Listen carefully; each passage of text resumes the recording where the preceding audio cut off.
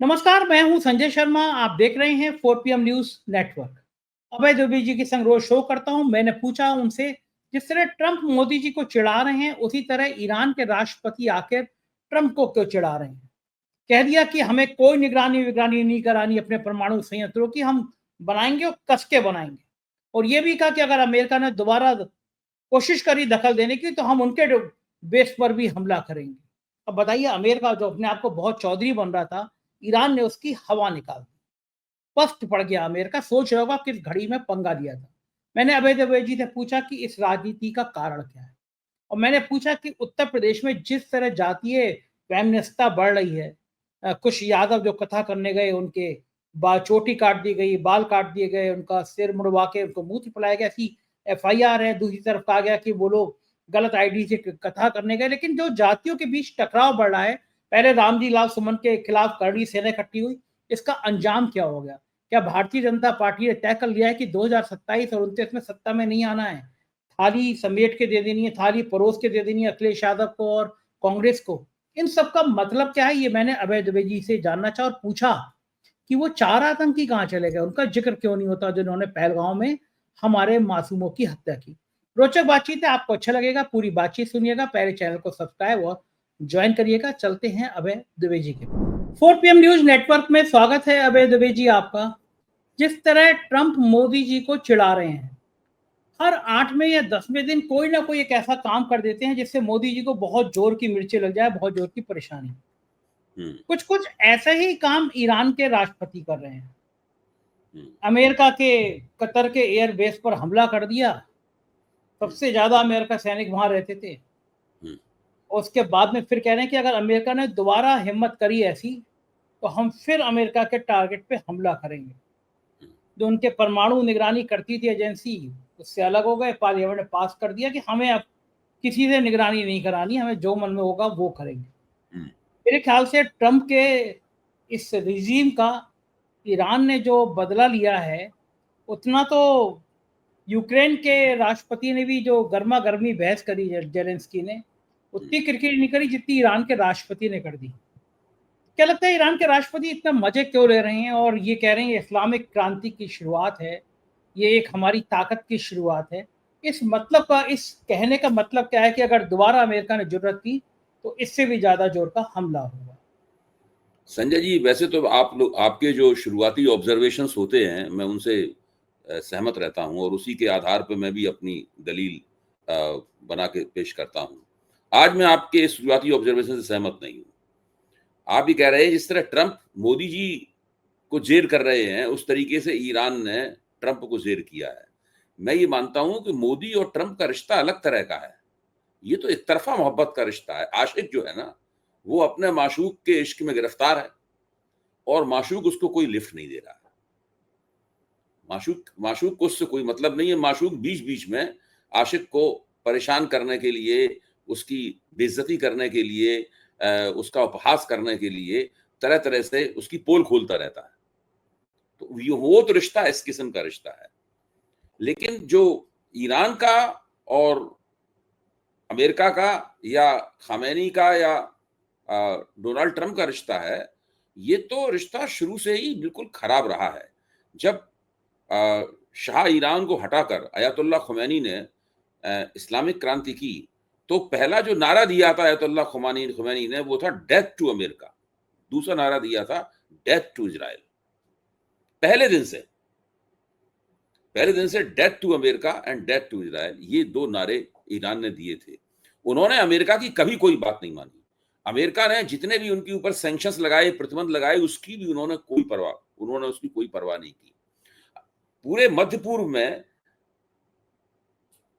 America Israel को अपना पिट्ठू बनाकर रखता है, अपना प्रॉक्सी बनाकर रखता है, और ईरान लगातार अमेरिका की ये जो राजनीति है, इस राजनीति को चुनौती देता रहता है। तो ये स्थिति है। इस बार भी देखिए, क्या अमेरिका ने कोशिश की कि ईरान का जो एटमी कार्यक्रम है, उस एटमी कार्यक्रम को नियंत्रित किया जाए। नियंत्रित करने के लिए उसने डोनाल्ड ट्रंप ने उससे बातचीत चलानी शुरू की। 5 राउंड बातचीत हो चुकी थी दोनों के बीच में। अचानक डोनाल्ड ट्रंप ने अपनी पॉलिसी बदल दी। उस बातचीत का मकसद ये था कि ईरान के ऊपर एक सीमा आरोपित करना कि वो एक हद से ज्यादा अपने यूरेनियम को एनरिच नहीं कर सकता। भाई 60% उसने यूरेनियम एनरिच कर रखा था, 90% करते ही वो उसे एटम बम बनाने की स्थिति में आ जाता। तो डोनाल्ड ट्रंप की घोषित नीति ये थी। अचानक किस वजह से उन्होंने अपनी घोषित नीति बदली, ये एक बहुत बड़ा सवालिया निशान है। अचानक उन्होंने बिना किसी को बताए हुए वो घोषित नीति बदल दी और उन्होंने कहा कि अब तो हम ईरान का जो परमाणु कार्यक्रम है उसको पूरी तरीके से तबाह कर देंगे। और सारी दुनिया इस बात को जानती है, ये खुली हुई बात है, कोई छिपी हुई बात नहीं है कि एक रिएक्टर उनके पास इस्फहान में था, एक नंतास में था और एक फोर्दो में था। फोर्दो वाला सबसे बड़ा था, दूसरे नंबर पर इस्फहान का नाम था, तीसरे नंबर पर नंतास का नाम था। यहां पर उनका यूरेनियम के एनरिचमेंट का पूरा कार्यक्रम चल रहा था, सब दुनिया जानती है। और इंटरनेशनल जो एटॉमिक एनर्जी एजेंसी है, उस एजेंसी की देखरेख में चल रहा था। इंटरनेशनल प्रोटोकॉल ये है कि जो यूरेनियम का और इंटरनेशनल एटॉमिक एजेंसी ने ये घोषित किया था कि ईरान का कार्यक्रम पूरी तरह शांतिपूर्ण मकसदों से चलाया जाने वाला कार्यक्रम, बाकायदा ऑन रिकॉर्ड है उसका कहा हुआ। अचानक एक दिन क्या होता है कि गजा के वार में फंसा हुआ इजराइल गजा के ऊपर युद्ध को थोड़ा सा रोकता है और पलटकर ईरान के एयर स्पेस में अपने सैकड़ों हवाई जहाज, 300 हवाई जहाज भेज देता है और वो पूरे ईरान में दबादब बमबारी करनी अपनी शुरू कर देते हैं। और यानी ईरान के ऊपर एक हमला बोल देता है कि ईरान ने ऐसा कोई काम नहीं किया था जिससे उसके ऊपर हमला बोला जाए। कौन सा काम ईरान ने ऐसा किया था, कम से कम एक उदाहरण तो दिया जाए। दरअसल ईरान के ऊपर इजराइल का हमला एक झूठ पर आधारित हमला था। और जैसे ही इजराइल ने हमला किया वैसे ही ट्रंप ने सोचना शुरू किया कि हम क्या करें, और उन्होंने तुरंत अपने उस मकसद को बदल दिया। और देखते देखते वो कहने लगे कि हमें तो ईरान में रेजिम चेंज करनी है और हमें ईरान के परमाणु कार्यक्रम को पूरी तरीके से नष्ट कर देना है। आप सोचिए इस बात को, ये भी दूसरा झूठ से भरा हुआ मामला था। आज जो अंतर्राष्ट्रीय ख्याति के अर्थशास्त्री हैं प्रोफेसर जेफरी साक्स, उनका एक इंटरव्यू सारे दुनिया में वायरल हो रहा है। आप उस इंटरव्यू को सुनिए।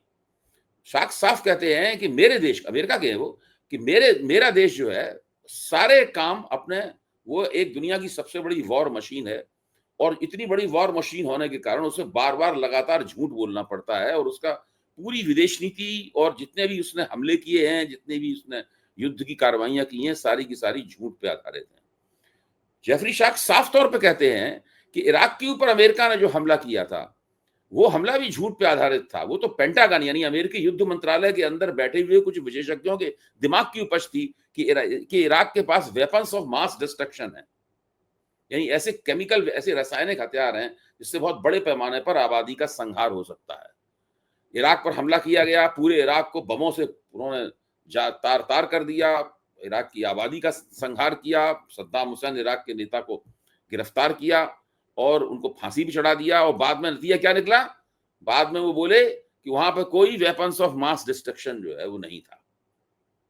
आप सोचिए, WMD बड़ी भारी चीज हुआ करती थी दोनों, वेपन्स ऑफ मास डिस्ट्रक्शन, कोई नहीं है। और बाद में कुछ नहीं निकले तो बोल दिया सॉरी बोल दिया। अच्छा, एक दिन डोनाल्ड ट्रंप ने पत्रकारों के सामने कहा कि इजराइल के पास वो टेक्नोलॉजी नहीं है कि वो जमीन के नीचे बने हुए परमाणु संयंत्रों को नष्ट कर सके। वो टेक्नोलॉजी अमेरिका के पास है। हमने 4 PM पे चर्चा में बताया था वो टेक्नोलॉजी में कौन से बम इस्तेमाल किए गए, कितने बम थे, 14 बम फेंक दिए गए हैं, केवल 6 बम अमेरिका के पास बचे हैं। लेकिन आप सोचिए कि अमेरिका की जो नीति है, न केवल डोनाल्ड ट्रंप के जमाने में, इससे पहले प्रेसिडेंट बुश के जमाने में, बुश जूनियर नहीं, उनके बेटे भी बाद में राष्ट्रपति बने, तो बुश सीनियर के जमाने में किस प्रकार की थी, ये सब लोग यही करते हैं। अमेरिकनों का तरीका यह है कि सारी दुनिया में अपनी चौधराहट काम करने के लिए जगह जगह युद्ध करवाते हैं, जहां युद्ध नहीं हो पाता वहां खुद ही युद्ध करने लगते हैं जाकर, और उसके बाद में फिर अपने आप को शांति का महारथी पेश करने की कोशिश करते हैं। ये एक बहुत ही पुराना रवैया है। इस वक्त उस रवैये का शिकार ईरान दिखाई पड़ रहा है, लेकिन किसी भी दिन कोई भी देश उस रवैये का शिकार हो सकता है। 71 के युद्ध में जब इंदिरा गांधी, भारतीय सेनाएं बांग्लादेश की आजादी की लड़ रही थी, उस वक्त भारत इस रवैये का शिकार था। भारत भी इस रवैये का शिकार हो चुका है। या तो आप उनका पिट्ठू बनने के लिए स्वीकार कर लीजिए। अगर भारत ने उसी वक्त अमेरिका का पिट्ठू बनना स्वीकार कर लिया होता तो अमेरिका पाकिस्तान को दूध की मक्खी की तरह निकाल के फेंक देता, क्योंकि भारत तो बहुत बड़ी चीज है पाकिस्तान के मुकाबले। आज जो उस वक्त भारत ने नहीं किया, आज नरेंद्र मोदी के नेतृत्व में हो चुका है। नरेंद्र मोदी ने भारत की विदेश नीति को पूरी तरीके से अमेरिका का पिट्ठू बना दिया है।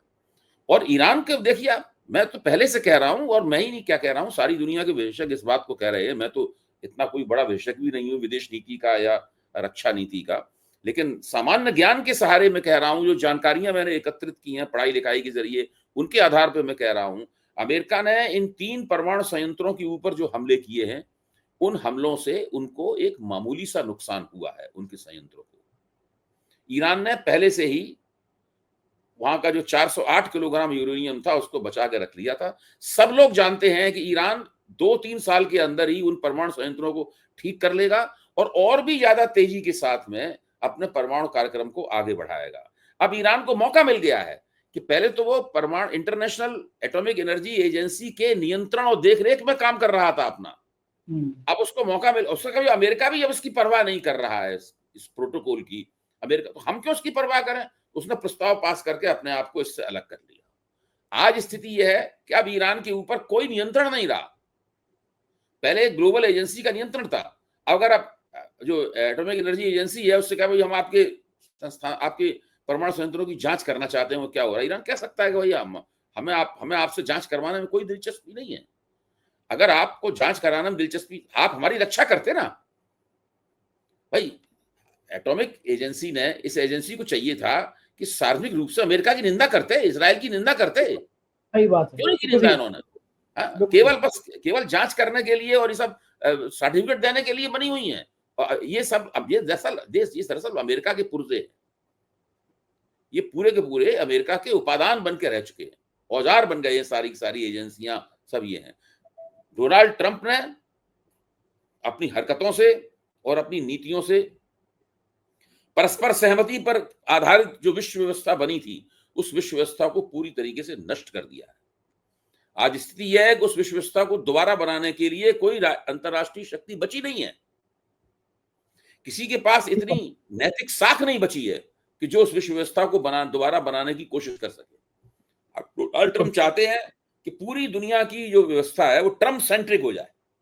ट्रंप जो कहें वही यही नहीं, डोनाल्ड ट्रंप ये चाहते हैं कि अमेरिका के अंदर की जितनी संस्थाएं भी हैं उनको भी मैं नाकारा कर दूं। जैसे मोदी जी ने हिंदुस्तान के अंदर की संस्थाओं को नाकारा कर दिया, उसी तरीके से वो अमेरिका के भीतर की संस्थाओं को भी पूरी तरीके से नाकारा कर दें। आज अमेरिका के भीतर भी तमाम संस्थाएं जो है वो ठप सी पड़ी हैं, उनकी अपनी पहलकदमी छिन गई है उनकी, वो प्रोएक्टिव नहीं रही है पहले की तरीके से। सारी राजनीति, सारे वक्तव्य जो है वो राष्ट्रपति के हस्ती के इर्द गिर्द दिए जाते हैं, सब कुछ उन्हीं के इर्द गिर्द होता है। जैसे हिंदुस्तान में हर चीज मोदी जी के इर्द गिर्द होती है, उसी तरीके से अमेरिका में ट्रंप के इर्द गिर्द होता है। हालांकि ट्रंप और मोदी जी में इस वक्त नहीं पड़ रही है, लेकिन मैं कहूंगा कि वो बड़े मोदी हैं, ये छोटे मोदी हो गए उनके मुकाबले। ये लाइन आपकी ठीक है कि वो बड़े मोदी हो गए, हम ये छोटे मोदी। यहाँ मोदी का मतलब रूपक के मेटाफर के तौर पर देखा जाए तो एक रूपक है वही, कि आप चुनाव जीता, आपने, जनता ने आपको जिताया और आप जनता के वोट के आधार पर शासक बने, और उसके बाद आपने अपने आप को एक इलेक्टोरल ऑटोक्रेट डिक्लेयर कर दिया, घोषित कर दिया। आपने अपने आप को एक निर्वाचित निरंकुश शासक घोषित कर दिया। ये स्थिति है दोनों तरफ से। लेकिन हमारे वाले मोदी जी कितने अच्छे हैं, कितने शांत है। देखिए पहलगांव में आतंकी मार के चले गए, लोगों को गुस्सा बहुत था, इसके जारी कर दिए गए, ये 4 आतंकी है। अब 1.5-2 महीने बाद कहा कि वो तो गलती से इसके जारी हो गया था, वो तो थे ही नहीं। उसके बाद में कौन मारकाट में लगे, कौन युद्ध में लड़े। देखिए ये सरकार पूरी तरीके से मैनेजमेंट पे आधारित है। जैसे कोई नई समस्या आई, फौरन सोचते हैं इसको कैसे मैनेज किया जाए फौरी तौर पर, क्योंकि मैनेजमेंट जो होता है वो एक दूरगामी हल नहीं होता किसी भी चीज का। मैनेजमेंट के अंदर कोई गहराई नहीं होती। मैनेजमेंट क्या होता है कि जो सतही, जैसे कि मान ली किसी आदमी को बुखार आया, तो जो घटिया डॉक्टर होगा वो बुखार देखेगा और वो पैरासीटामोल दे देगा उसको। बुखार उसका 24 घंटे में उतर जाएगा, 24 घंटे के लिए उतरा रहेगा। 24 घंटे बाद फिर बुखार आएगा तो फिर से पैरासीटामोल दे देगा उसको। डॉक्टर के पास इतनी काबिलियत नहीं है, इतना मादा नहीं है कि वो पता लगा सके कि शरीर के अंदर उस बुखार का कारण क्या है। जो डॉक्टर कारण का पता लगा लेगा वो पैरासिटामोल केवल आपको तकलीफ से बचाने के लिए देगा, लेकिन साथ में ऐसी दवा भी देगा जिससे वो कारण दूर हो जाए और आपका बुखार बंद हो जाए। मोदी जी पैरासिटामोल देने वाले डॉक्टर हैं।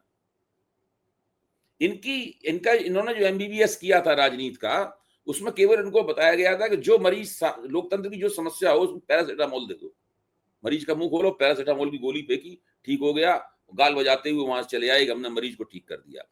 जो भी चाहे भाजपा के सामने, देखिए भाजपा के सामने समस्या आती है, कोई संगठन की भी यही हालत है, पूरी सरकार की यही हालत है। आप देखिए नागरिक उड्डयन मंत्रालय का क्या हाल है,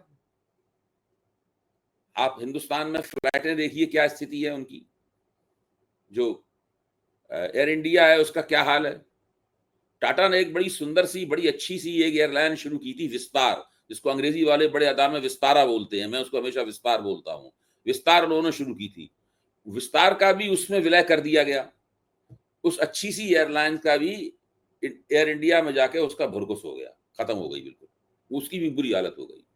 अभी हम जब चंडीगढ़ से दिल्ली आ रहे थे तो हम लोग जिस रो में बैठे हुए थे उसमें जो आयल की तरफ जो सीट थी उसका पूरा हत्था यूं यूं करके हिल रहा था, यूं यूं करके तेजी के साथ हिल रहा था, चाहे तो जोर से हिलाएं तो उखड़ के हाथ में आ जाता हत्था। वो ये स्थिति थी उसकी एयरलाइन की।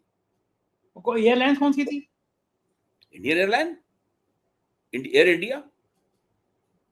तो मैं ये कह रहा हूं कि मोदी जी हर चीज का ये इलाज करते हैं।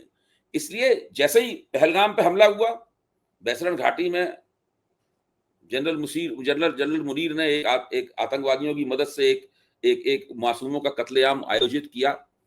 वैसे ही मोदी जी की जो नेशनल इन्वेस्टिगेटिव एजेंसी थी, उसने फटाफट इन्वेस्टिगेशन शुरू किया और टीवी के ऊपर उसका एक धारावाहिक मनोहर कहानियां टाइप प्रसारण शुरू हो गया कि वो अब उसमें पीछे 2 लोग खड़े हुए हैं, आगे वो एक स्कूटर नुमा गाड़ी में वहां जा रहे हैं, वगैरह वगैरह। ये सब लग रहा बहुत जबरदस्त रूप से जांच पड़ताल हो रही है। फिर 4 स्केच जारी किए गए, यहां तक कि न केवल 4 स्केच जारी किए गए, उनका पूरा बताया गया कि ये आदमी कहां तैनात था, इसने कौन कौन सी आतंकवादी हरकतें की, ये सब भी बताया गया। बड़ा सनसनीखेज मामला तैयार किया गया, आप सोचिए। और फिर ये बताया गया कि हमने तो उनके हैंडलर्स का भी पता लगा लिया है जो पाक ऑक्युपाइड कश्मीर में बैठे हुए थे। तो लगा कि अब जल्दी से पकड़ लिए जाएंगे। अब क्या निकल के आ रहा है कि वो तो दरअसल वो 4 स्केच ही झूठे थे। अच्छा, अदा इनकी ये है कि अब सरकार बिल्कुल, ये भी मैनेजमेंट का एक तरीका है, चुप हो जाओ, कोई जवाब ही मत दो, बोलो ही मत, बकते रहिए आप।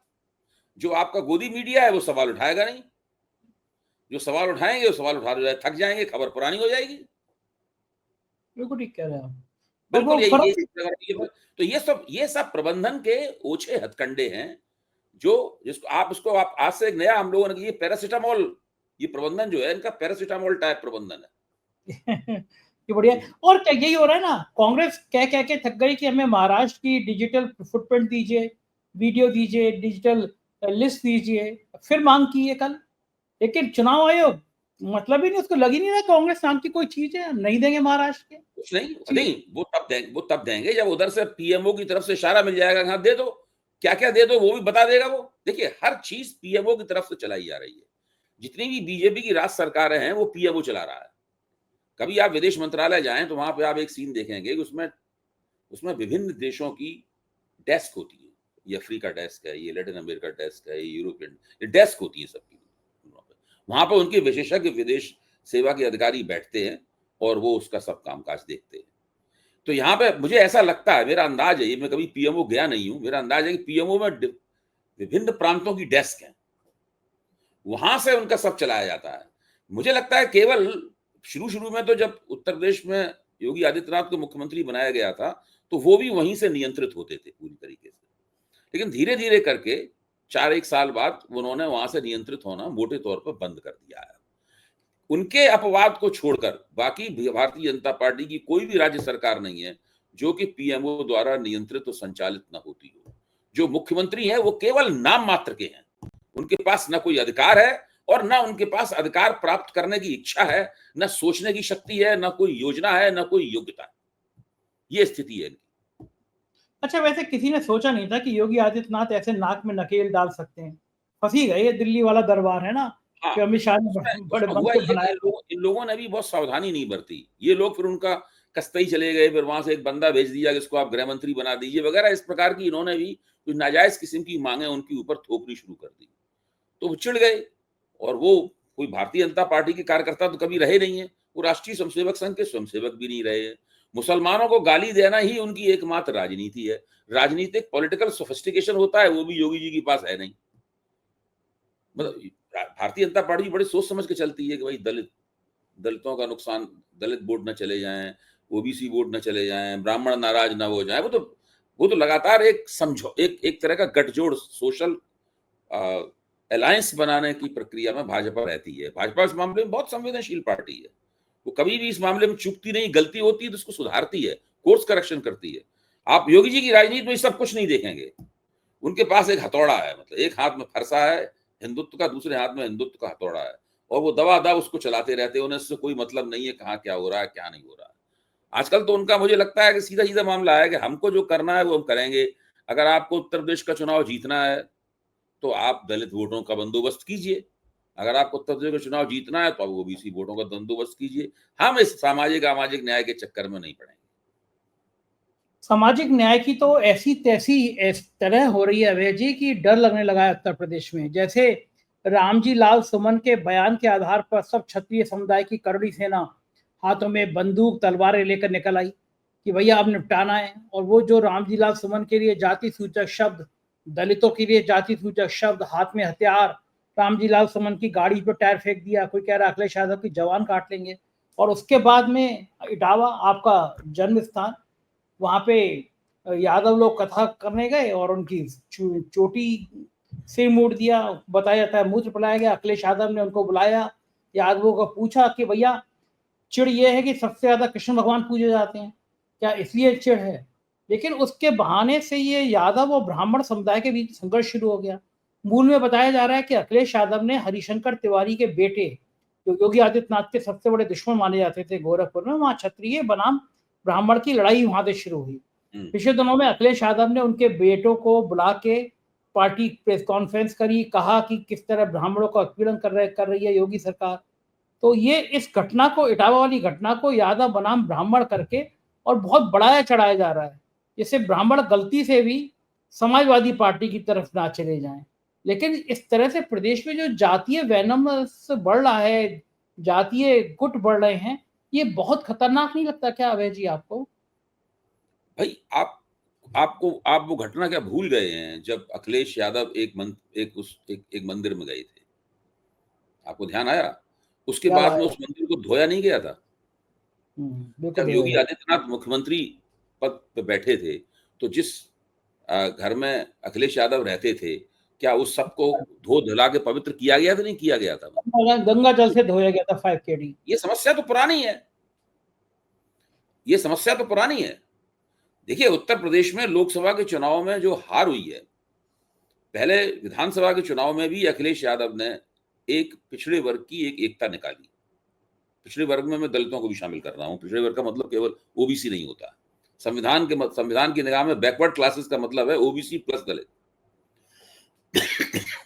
निकाली उन्होंने। फिर अखिलेश जी की समझ में आ गया कि हम, इसीलिए उन्होंने बाद में उसके बाद पीडीए, देखो पीडीए का नारा उन्होंने ईजाद किया।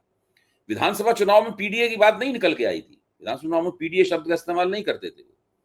विधानसभा चुनाव के बाद उन्होंने पीडीए की थीसिस निकाली, क्योंकि उनकी ये समझ में आ गया है कि वो दलितों, पिछड़ों और मुसलमानों की एक ऐसी एकता निकाल सकते हैं, और उसमें जहां कहीं कहीं उम्मीदवार के जरिए या किसी और वजह से कुछ ऊंची जातियों के प्रगतिशील और जो गैर सांप्रदायिक हिस्से हैं, उनके वोट भी उनमें छीट छौंक की तरह मिल जाएंगे उसमें। लेकिन इनकी अगर हम बड़े पैमाने पर एकता निकाल लेंगे तो वो भारतीय जनता पार्टी को हराने के लिए पर्याप्त है, और वो उन्होंने लोकसभा चुनाव में करके दिखाया।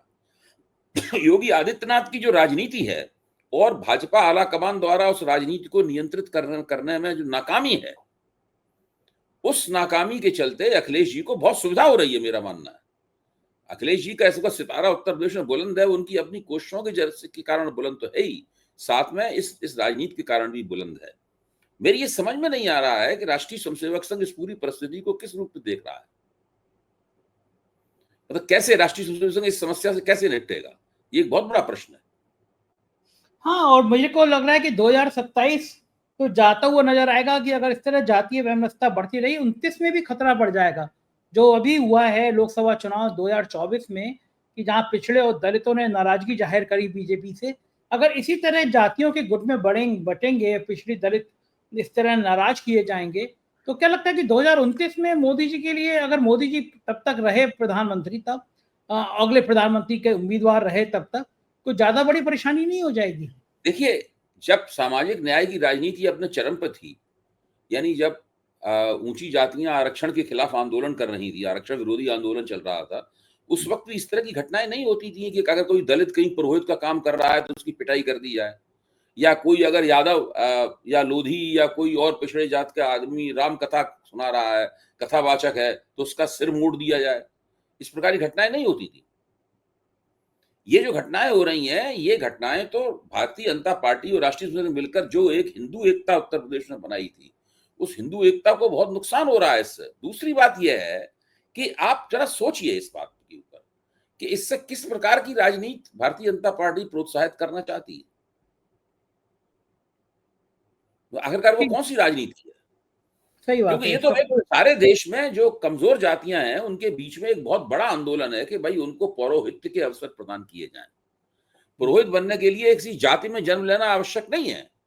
आपको आपको जो कर्मकांड कराने की जो विधियां, धर्म विधियां होती हैं, उन धर्म विधियों का ज्ञान होना चाहिए। आपको थोड़ा बहुत शास्त्रों का ज्ञान होना चाहिए, जो पुराण कथाएं हैं उनका ज्ञान होना चाहिए, आपके पास उनको सुनाने का एक लहजा होना चाहिए। ये उसके लिए जरूरी है। इसके लिए कोई ये आवश्यक थोड़ी ना है कि आप दीक्षित, शुक्ला, दुबे, मिश्रा ही हो मत उसमें। ये बिल्कुल कोई ठीक है। आवश्यक थोड़ी ना है। और ये बहुत पुराना आंदोलन है, अभी का आंदोलन क्या है, आजादी के जमाने से चल रहा है ये। बिल्कुल सही बात है, और ये इस पे निगाह बीजेपी को भी रखनी चाहिए, और हम भी रखते रहेंगे। बहुत बहुत शुक्रिया अभय जी, आपने बातचीत की, थैंक यू। तो ये तो अभय जी, पूरी बातचीत आपने सुनी, मुझको यकीन है बातचीत आपको पसंद आई होगी। आपका प्यार भरा कमेंट मुझे मिलता है तो मुझे अच्छा लगता है, जरूर कीजिएगा। शुक्रिया, थैंक यू।